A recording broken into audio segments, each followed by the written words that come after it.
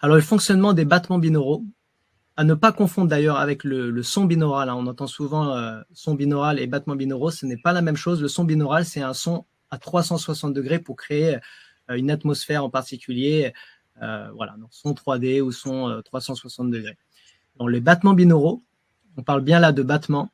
On a là, c'est très important, là je vais le préciser tout de suite, c'est très important pour bénéficier de la puissance des battements binauraux d'écouter avec des casques audio. Donc ça peut être des écouteurs comme ceci ou un casque tout simplement. Dans la mesure où on va avoir un son qui va être en continu dans une oreille. Par exemple, mon oreille gauche, j'ai un son, là à l'écran, on a un son à 118 Hz. Et à l'oreille droite, on va prendre ce son-là et on va le détuner légèrement de quelques Hertz.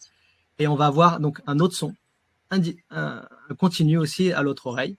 Et en prenant ces deux sons, avec l'écart de fréquence différentielle que l'on a, on va entendre un signal fantôme qui n'existe pas à la base.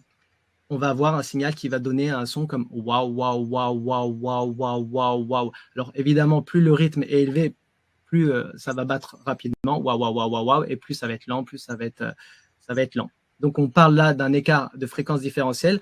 Dans l'exemple que vous avez à l'écran, on a un son à 118 Hz d'un côté, 128 Hz de l'autre côté. L'écart différentiel, 128 moins 118 égale les chiffres et les lettres. 10. 10 Hz. Wow. Oh là là, on a des mathématiciens. On a 10 Hz.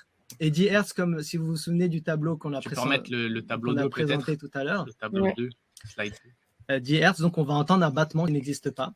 Et les 10 Hz correspondent à l'état cérébral alpha. Donc en induisant, entre 7 et 13, vous avez dit. Voilà, entre 7 et 13. Donc en jouant un signal, donc des battements binauraux qui battent sur un rythme de 10 Hz, puisque le Hertz, c'est vraiment c'est la mesure qui mesure donc le nombre d'oscillations à la seconde pour le son.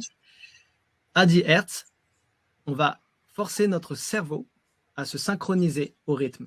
Et du coup, il va lui-même produire beaucoup plus. Là, en l'occurrence, on parlait de 10 Hz, d'ondes alpha. Donc, en connaissant cela, on peut créer des battements binauraux à différents rythmes pour induire un autre état modifié de conscience. Ça peut être pour s'endormir, on va aller créer des battements binauraux en dessous de 4 Hz. Delta. Voilà, pour générer plus d'ondes delta. Et pour entrer dans l'état d'auto-hypnose, on va jouer des rythmes plutôt θ, quoi.